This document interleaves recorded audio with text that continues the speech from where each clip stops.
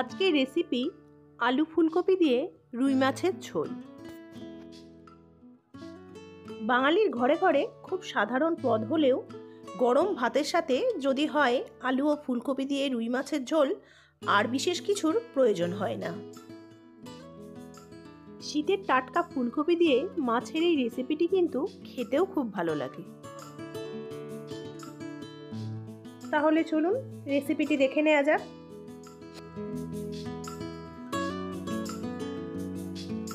এখানে নিয়েছি 600 গ্রাম রুই মাছ।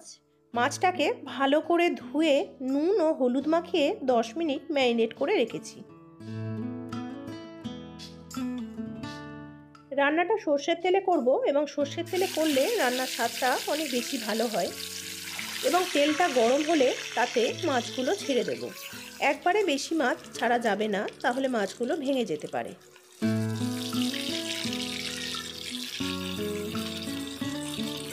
মাছটা একটু লাল লাল করেই ভাজতে হবে এবং এদিকে মাছটা ভাজতে ভাজতে চলুন সবজিটা রেডি করে নিই। এখানে দুটো বড় সাইজের আলুকে লম্বা লম্বা করে কেটে নিয়েছি এবং একটা মাঝারি সাইজের ফুলকপি নিয়ে ঠিক এরকম সাইজ করে কেটে নিয়েছি। ফুলকপিটা ধুয়ে নেওয়ার পরও আমি একটু লবণ জলে 10 মিনিটের মতো ভিজিয়ে রাখবো, যাতে তাতে কোনো পোকামাকড় বা ময়লা থাকলে সেটা বেরিয়ে যায়।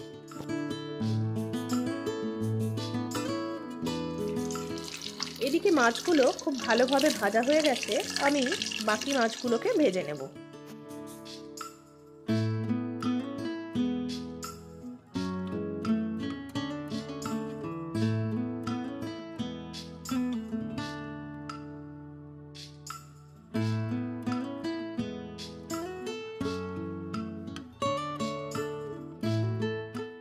মাছগুলো সব ভাজা হয়ে গেছে, এবার ওই তেলেই আমি আলু ও ফুলকপিটা একে একে ভেজে নেব। অল্প নুন দিয়ে আলুটা লাল লাল করে ভেজে নেব।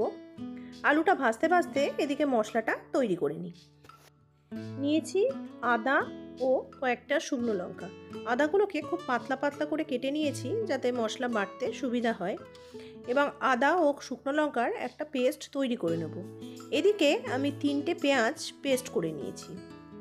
আলুটা ভালোভাবে ভাজা হয়ে গেছে, এবার আমি আলুগুলোকে তুলে নেব এবং ওই তেলেই ফুলকপিটা ভেজে নেব।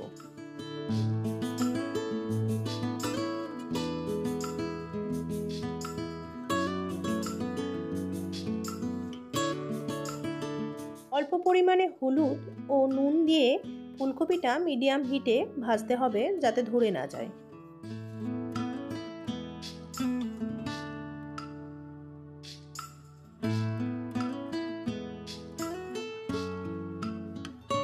ফুলকপি খুব ভালো করে ভেজে নিয়েছি, এবার আমি এগুলোকে তুলে নেব। এবার তেলে দিয়ে দেব অল্প পরিমাণে 5 ফোড়ন, একটা তেজপাতা ও 2টো শুকনো লঙ্কা। এই সময় যদি প্রয়োজন হয় আপনারা এতে তেল অ্যাড করতে পারেন। ফোড়নটা ভাজা হলে তাতে পেঁয়াজ বাটাটা দিয়ে দেব এবং পেঁয়াজ বাটাটা দেওয়ার পর 2 থেকে 3 মিনিট ভালো করে ভাজতে হবে। পেঁয়াজটা ভাজার পর তাতে দিয়ে দেব আদা ও শুকনো লঙ্কা বাটা।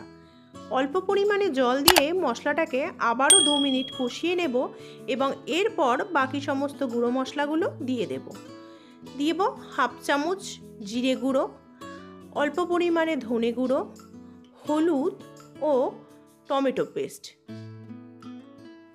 টমেটো ও মশলার কাঁচা গন্ধ না যাওয়া পর্যন্ত মশলাটাকে ভালো করে কষাতে হবে এবং মশলাটা ভালোভাবে কষানো হয়ে গেলে তাতে ভাজা আলুগুলো দিয়ে দেব।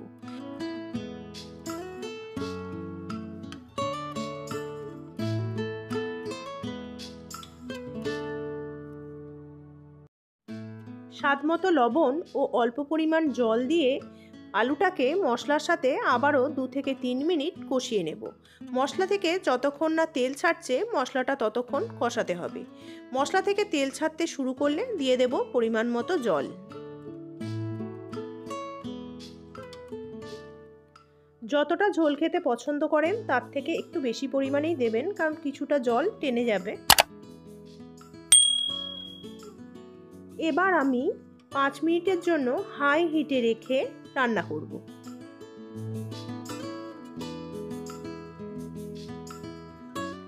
5 মিনিট পর আলুগুলো প্রায় 70% সেদ্ধ হয়ে যাবে। ঠিক এই সময় দিয়ে দেব ভাজা ফুলকপি।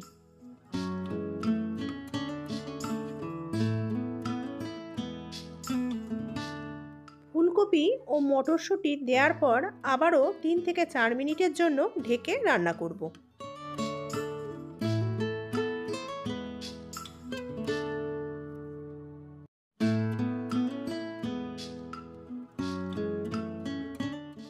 আলু ও ফুলকপি প্রায় সেদ্ধ হয়ে গেছে।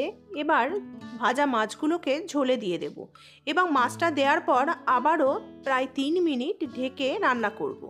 এই সময় গ্যাসের ফ্লেমটা মিডিয়ামে রাখতে হবে।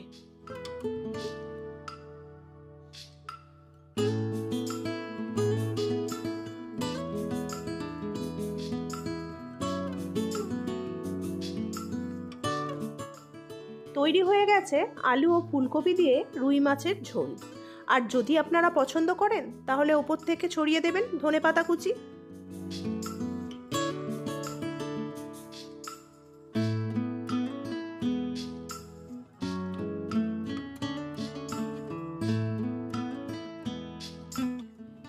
গরম গরম ভাতের সাথে পরিবেশন করুন আলু ও ফুলকপি দিয়ে রুই মাছের ঝোল।